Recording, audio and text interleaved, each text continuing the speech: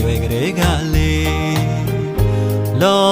ကရန်ကိုရင်ဆိုင်တွေ့ကြုံခဲ့ပါပဲနေ့တစ်ခါတာကြီးတလဲရဲ့နဲ့တမှုရိယာနေမှာ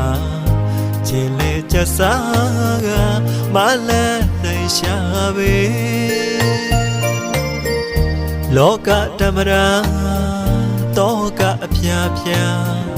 ကြုံခဲ့ရပဲချစ်တော်ဖေဖေ